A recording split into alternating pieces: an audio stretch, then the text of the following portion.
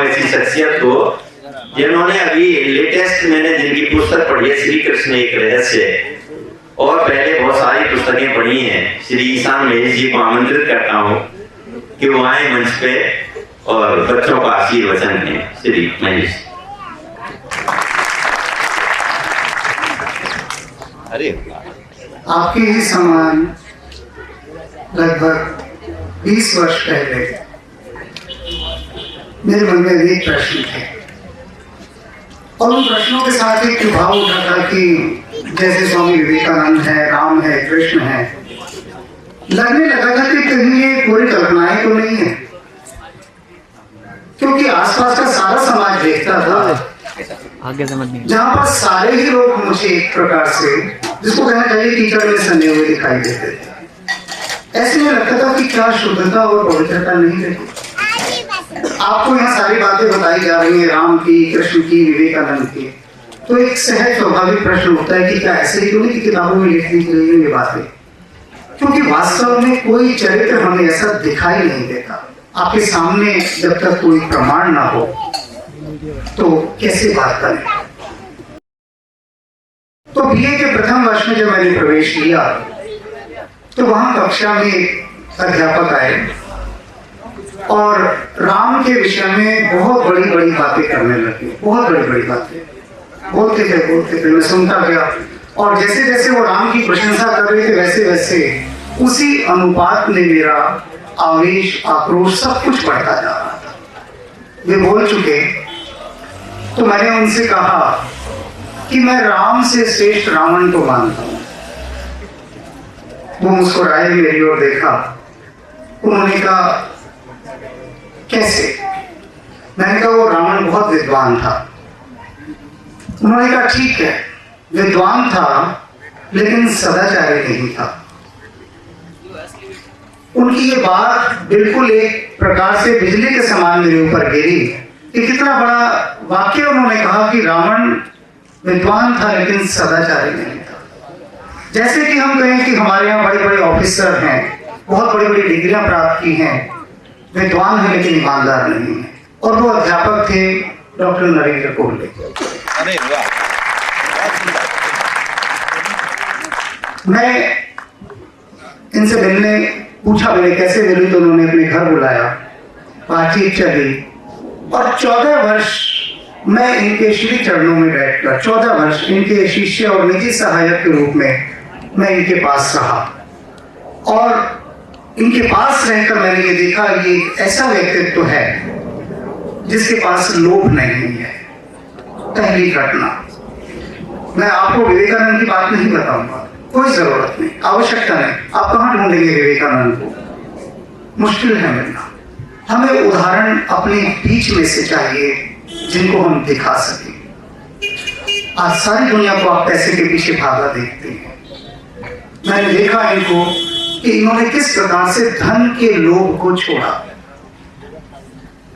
विश्वविद्यालय में बहुत अच्छे पद पर अच्छे वेतन के साथ की नौकरी कर रहे थे। नौकरी के बीच में इनको लगा कि अब मुझे धन की क्या आवश्यकता। धन की निसारता को इन्होंने समझा कि क्या करूंगा धन का, मुझे लेखन में रहना है, लिखना है, तो नौकरी स्वैच्छिक अवकाश लिया। ये छोटी सी घटना है कि स्वैच्छिक अवकाश लिया, लोगों ने सुन लिया, बात खत्म हो गई। लेकिन इस स्वैच्छिक अवकाश को लेते समय इनको कितनी आलोचनाओं को सहना पड़ा।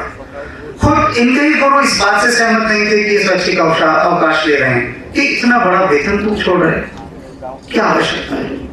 कौन कहता है तुम्हें कि तुम कॉलेज में आओ पढ़ाओ? हमको देखते थे प्रोफेसर आते हैं, बिना पढ़ाई चले जाते हैं, पूरा वेतन देते हैं। मैंने भी इनसे एक बार पूछा तो इन्होंने कहा जब मैं छात्रों को पढ़ा नहीं रहा तो वेतन में क्यों दूं, और जब पढ़ाने आ रहा हूं तो इतना थक जाता हूं पढ़ाकर कि घर लौटकर मैं लेखन कार्य नहीं कर सकता। सामने देखा किस प्रकार से धन का लोभ छोड़ा, और एक छोटी सी, बहुत छोटी सी घटना, इनके घर शीशे का काम हुआ तो शीशे वाला काम करके चला गया, तो हम रसीदें इकट्ठी कर रहे थे, तो इन्होंने बिल देखा रखा हुआ और कहा कि ये महेश, इनके पैसे चले गए क्या? मैंने कहा चले गए। तो नीचे उतर कर आए, सारे शीशों का नाप लिया और उन्होंने कहा ये जो 4 शीशे हैं इनके पैसे तो हमने दिए ही नहीं, तो ढूंढो। 1 वर्ष बाद उस शीशे वाले के पास गए, मुझे कहा ये पैसे लेकर जाओ और उसे देकर आओ। और मैं ये सोचता रह गया कि इस व्यक्ति को 1 साल बाद भी ये फिक्र है कि मुझे उसके पैसे देने। मैंने देखा इनके साथ रहकर, उस समय अटल बिहारी वाजपेयी जी प्रधानमंत्री थे, इनके बहुत अच्छे प्रशंसक, पाठक और एक प्रकार से अपने मन में इनके प्रति भक्ति भाव रखने वाले। एक आप जैसे ही छात्र, जैसे आप यहाँ आए, इतने समय मांगा कि मुझे नरेंद्र कोहली से मिलना है, इन्होंने समय दे दिया, बात समाप्त हो गई कि आपको आना है। और उस दिन ही मुझे याद है अटल बिहारी वाजपेयी की ओर से इनको बुलावा आया था, कोई सभा थी, वहां जाना था, मीटिंग, निजी मीटिंग। तो उन्होंने मुझसे कहा कि महेश जरा देखो कि वो जो छात्र आने वाला है कि उसको संपर्क करो कि ना आए। तो मैंने कहा सर उसका कोई नंबर नहीं है मेरे पास। तो कहाँ रहता है, पता लगा गाजियाबाद रहता है। तो वहाँ इनके जो शिष्य रहते थे उनको कहा कि भाई जरा उनको ढूंढो, उस बच्चे को मना करो। तो पता लगा कि वो अपनी बहन के घर आया हुआ था, एक शोधार्थी है, और इनसे उसने समय लिया। तो इन्होंने कहा कि ठीक है ऐसा करो, फिर मैं नहीं जा रहा वाजपेयी जी के वहां। तो मैंने कहा वो छात्र है, आ रहा है, मैं समझा दूंगा, जो उसको आपके बारे में पूछना है, जानना है। मैंने कहा नहीं, मैंने उसे समय दिया है तो मुझे उसके लिए वहां रहना है। और ये बातें इनको याद भी नहीं होंगी क्योंकि सहज जीवन में है इनके, ये शायद भूल भी चुके हों। लेकिन वो घटना मैंने देखी कि बड़े बड़े नेताओं और मंत्रियों के एक झलक, एक दर्शन पाने के लिए लोग जैसे छटपटाते हैं, इनको ये सहज रहते थे, ठीक है नहीं जाएंगे वहां पर क्योंकि उसको समय दिया है। तो महत्व वचन का, ऐसा व्यक्ति मैंने देखा जिसके वचन में सत्य है, वाणी में सत्य है, आचरण में बिल्कुल जैसे राम और कृष्ण के बारे में जो हम पढ़ते थे उनके आचरण में, वो मैंने इनमें देखा। तो 14 वर्ष मुझ अनगढ़ पत्थर को जो तराशा, जो निखारा, वो इस शिल्पी का कमाल है, नरेंद्र कोहली रूपी शिल्पी। और उसी के समानांतर दूसरे शिल्पी जो आपको तराश रहे हैं अब, ये स्वामी विवेक भारती हैं। ये सारे शिल्पी हैं और आप अगर अपना कहीं भी विरोध प्रकट करेंगे इनको तराशे जाने में, तो एक सुंदर मूर्ति आपकी नहीं निकल कर आएगी। मैं एक विद्यार्थी के रूप में आपसे कह रहा हूं कि मैंने अपने पूरे जीवन की सारी बागडोर नरेंद्र कोहली को सौंप दी थी कि ये रहा एक अनगढ़ पत्थर, आप अपनी हथौड़ी चलाइए चलाइए। और इस समय पूरे भारतवर्ष में नरेंद्र कोहली एक ऐसे सदाचारी पुरुष हैं कि जिनके सानिध्य से, जिनके दर्शन से वो प्रत्येक स्थान पवित्र होता है जहां जहां ये जाते हैं।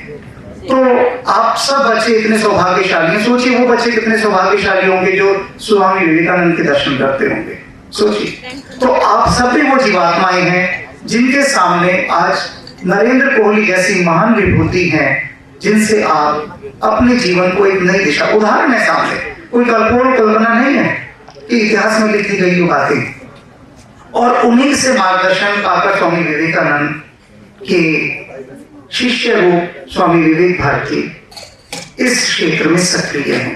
तो मेरा आप सबसे यही निवेदन है, यही प्रार्थना है कि आप इन जैसी महान विभूतियों का लाभ उठाएं और देखें इनके चरित्र के वे महान गुण जो आज दुर्लभ है। धन्यवाद।